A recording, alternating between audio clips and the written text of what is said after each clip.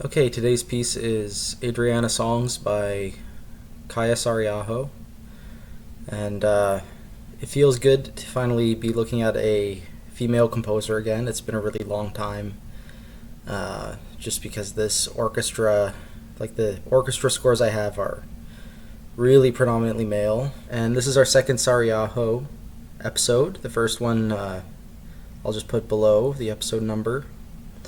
This is like 3 art songs for mezzo-soprano and orchestra. The libretto is by Amin Malouf.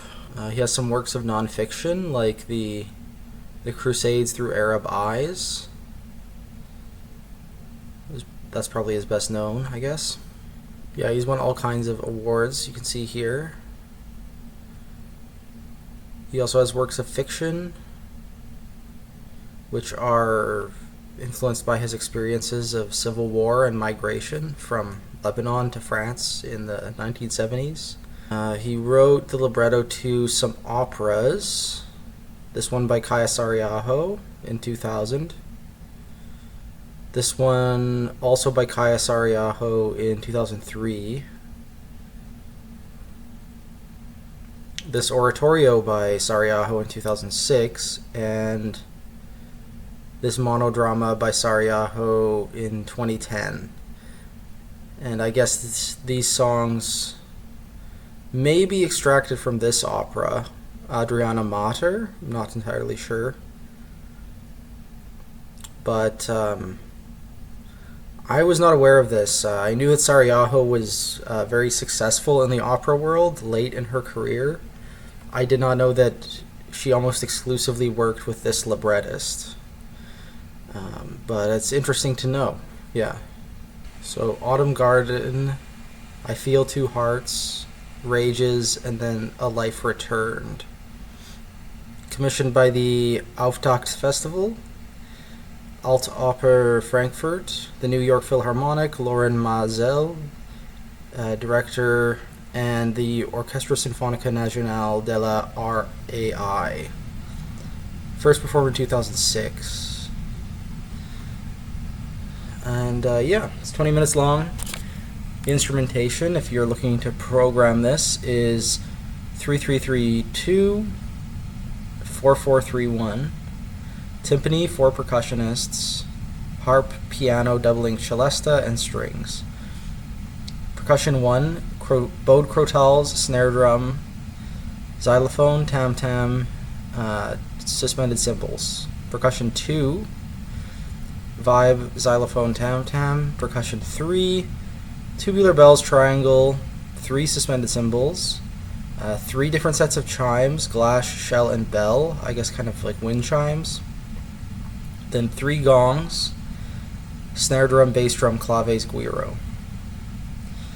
And percussion 4, they have their own sets of wind chimes, glass and shell. They also have bass drum, tam-tam, triangle, and marimba. So if you think about the pitched percussion,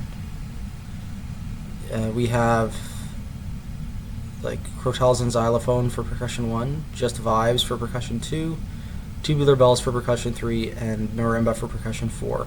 Then they have all kinds of unpitched percussion as well.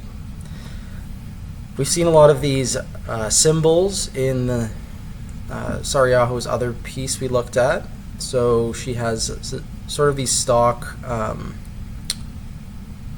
like notation symbols that are relevant to her style, changing gradually from one sound to another. Let vibrate, I think that's going to be an important one. You have microtonal accidentals. In this case, there's no 3/4 tone sharps or flats, it's just 1/4 tone. And we have this notation for breath note and versus normal tone in the flutes. Brass are always muted, which is an interesting decision. Be liberal with the piano pedaling. Her notation is always very clean. Although on this score, I was scrolling through it yesterday, and there's this weird, like, occasional thing written on it. I guess someone was looking for notation mistakes. It's very weird that someone would do this and not with a pencil. There's literally like maybe less than 10 issues. This is the first one I noticed yesterday. It's so small. They wrote Poco Sforzando in Cello 2, and they just wrote Sforzando in Cello 1. I mean, yeah, that might be annoying in rehearsal. I don't think it would be, though. So, missed a crescendo. These are probably things that are in the parts and that they're just missing from the score, you know? So I am going to leave the link to this recording in the video description.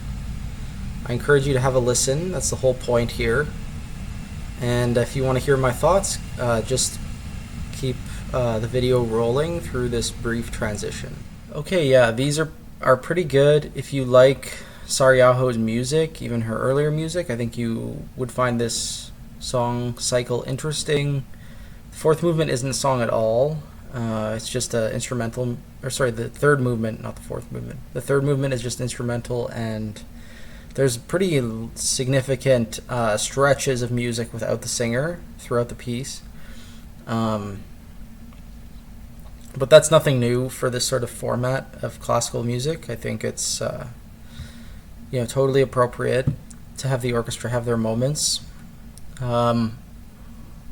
There's nothing particularly original about the relationship between the singer and the orchestra. It's very traditional feeling, and a lot of it I was kind of wondering like how spectral it actually was, like how much of spectralism actually influences this later style of Saariaho's music, because it all feels very intuitively written. It doesn't seem like anything was very rigorously planned.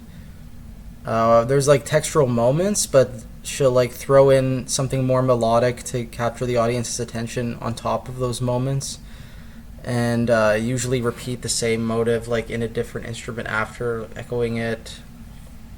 And it just feels very motivic. The writing looks very square on the page, and you can hear sort of things that are reminiscent of spectralism, but wouldn't be out of place in like a piece by Ligeti.